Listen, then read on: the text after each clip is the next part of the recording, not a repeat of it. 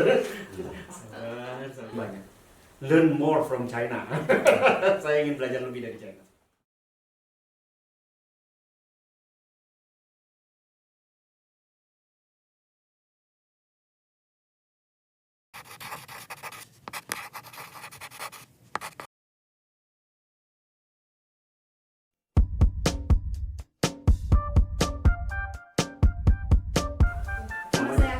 Nama saya Aditya. Oh, Kirana dan Aditya ya. Ya. Oke, sekarang saya memperkenalkan diri kamu.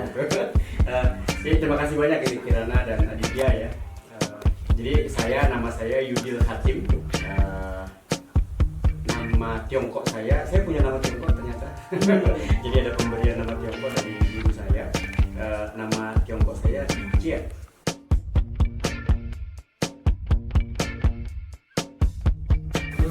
Saya sekarang menjadi atase pendidikan dan kebudayaan di Kedutaan Besar Republik Indonesia di Beijing untuk jangka masa kerja sampai 3 tahun, jadi sekitar sampai 2025 akhir atau 2026 awal.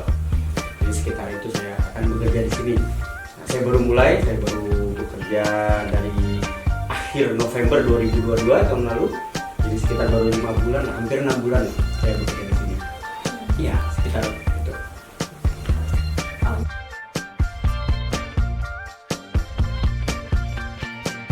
Nah, awalnya saya sebenarnya didaftarkan untuk kuliah di Australia. Jadi saya sudah daftar apply ke beasiswa untuk kuliah S2 di Australia. Nah, tapi bulan Juni 2006 itu datanglah tamu dari Kedutaan Besar Tiongkok di Jakarta ke kantor kami. Nah, dia nggak usahlah ke Australia, ke Tiongkok saja. Saya kecewa berat. Terus terang saya sangat kecewa. Kenapa? Karena saya menilai Tiongkok itu apa bagusnya Tiongkok? Tiongkok itu ya ngapain gitu. Saya kalau 2006 itu disuruh memilih antara Australia dengan Tiongkok, saya milih Australia. Ngapain saya pergi ke Tiongkok? Nah, tapi ada satu kalimat ya yang dikeluarkan oleh pimpinan saya, oleh dirjen saya waktu itu. Dia bilang gini, saya tahu mungkin Yudil galau ya, mungkin Yudil kecewa kan. Tapi kalau Yudil pergi kuliah ke Australia, selesai Yudil dari Australia, mungkin hanya 2 tahun, nggak sampai 2 tahun udah selesai. Tapi di Kementerian Pendidikan ini yang bisa berbahasa Inggris, yang mungkin lulusan Australia, Singapura, Eropa atau Amerika, itu mungkin ratusan atau mungkin ribuan. Jadi kalau Yudil lulus dari sana, mungkin Yudil masih nobody kan. Tapi kalau Yudil mau kuliah di Tiongkok, agak berat sedikit karena waktu itu kuliah bahasa, karena saya belum bisa bahasa Mandarin, bahasa 1 tahun, lalu kemudian kuliah S2-nya 3 tahun, jadi 4 tahun saya kuliah S2 di Tiongkok. Selesai Yudil dari Tiongkok, insya Allah Yudil jadi somebody kan. Mungkin agak, kalau pergi ke Australia ya mungkin masih nobody, tapi kalau mau pergi ke Tiongkok, insya Allah jadi somebody kan. Jadi pertanyaan bagi saya, apa bagusnya Tiongkok? Akhirnya saya kuliah di Wuhan. Saya waktu itu nggak tahu Wuhan di mana ya. Kalau sekarang saya seluruh dunia tahu ya Wuhan di mana ya. Nah, saya dulu nggak tahu Wuhan itu di mana. Jadi saya dari Jakarta terbangnya ke Beijing dulu, baru turun ke Wuhan. Padahal kan harusnya dari Jakarta ke Guangzhou aja atau ke Hong Kong naik ke Wuhan kan gitu. Karena saya nggak tahu waktu itu Wuhan di mana. Tapi begitu saya sampai di Wuhan, saya bilang ini tantangan pertama bagi saya. Kenapa? Karena di Wuhan itu nggak ada orang bisa bahasa Inggris. Saya bahasa Mandarin saya waktu itu hanya bisa 2 kata aja, 2 kalimat saja. Yang pertama adalah kamsia, lalu yang kedua adalah wah ini. Yang lain saya nggak ngerti, saya nggak tahu. Ternyata saya sampai di kampus Pacong sebentar. Tapi sampai di sana saya bilang mana ya yang jelek-jelek tentang Tiongkok ini kok banyak ada ya. Saya pergi, wah ini enak-enak aja, bagus, rapi, tertib. Dia bilang wah ini ada yang salah. Berarti saya salah menerima informasi. Saya hanya menerima informasi dari berita-berita koran, berita apa. Jadi ini koreksi diri, evaluasi diri bagi saya. Nggak boleh saya hanya menerima informasi dari satu sisi, saya harus melihat benar. Dalam 4 bulan berubah pandangan saya tentang Tiongkok. Jadi saya bilang ini namanya seeing is believing.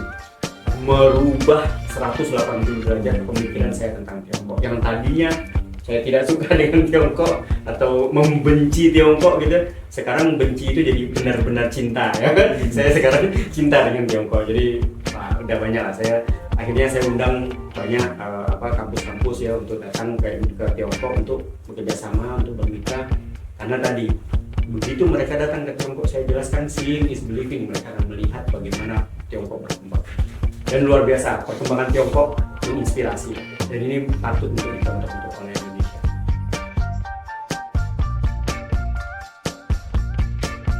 Saya cek langsung di data Human Development Index, itu dalam 10 tahun Tiongkok bisa naik 30 peringkat dan mengalahkan tadinya tahun 95 atau 95 tahun 95 itu Tiongkok masih ada di bawah Indonesia loh, Human Development Index itu 7 peringkat di bawah Indonesia. Hanya dalam 10 tahun Tiongkok naik 30 peringkat. Perkembangan pertumbuhan ekonomi, kesehatan dan pendidikan Tiongkok sangat pesat, dan saya merasa wah banyak yang harus saya pelajari dari Tiongkok. Nah itu yang saya akhirnya jadinya merasa tertantang dan merasa ingin tahu lebih banyak. Learn more from China. Saya ingin belajar lebih dari China, dari Tiongkok.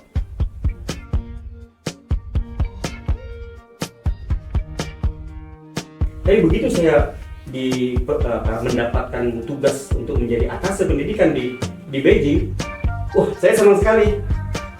Jadi saya bilang, wah saya pulang kampung nih. Wuhan senaga udah tiarga kusyang. Wuhan itu kota kedua saya gitu. Jadi saya merasa kemarin saya sempat ke Wuhan ya. Saya landing di Wuhan. Nangis. Saya merasa bahwa saya pernah tinggal di sana selama 7 tahun, punya teman sudah kayak saudara gitu ya. Dan begitu landing saya nangis. Terharu terbayang lah teman-teman dulu, dan saya dulu pernah tinggal di sini. Di Wuhan ada Huang Helo ya.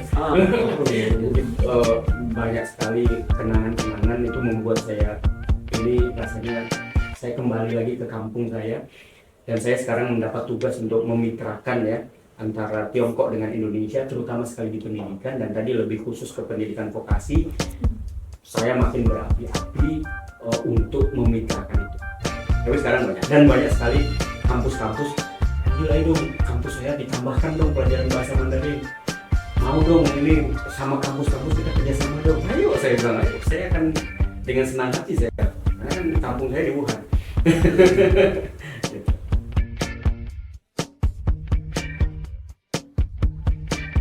Tapi begitu sekarang udah terbuka informasi dan masyarakat juga sudah lebih bisa menerima gitu ya, banyak hal-hal baik gitu ya.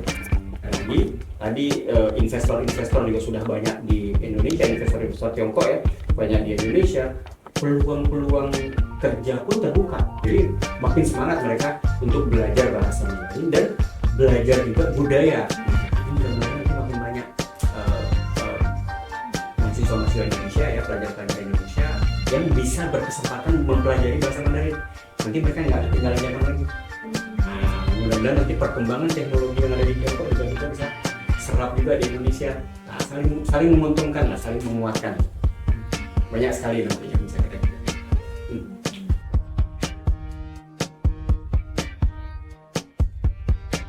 karena ada kayaknya kalau bisnis ya, international bisnis itu cukup dominan ya.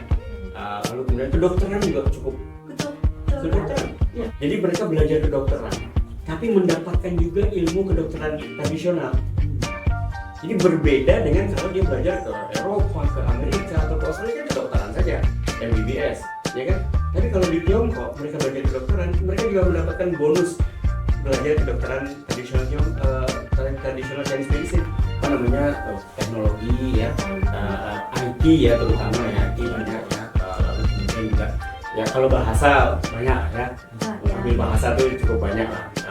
Ya tadi yang saya bilang selama tujuan kita adalah mencari hal-hal yang baik, nah kita pasti akan dipertemukan dengan hal itu. Jadi kita pastinya akan dipertemukan dengan apa yang kita cari. Jadi saya rasa berbanyak-banyak saja berpikir positif supaya nanti kita hal-hal positif itu juga singgah di kita.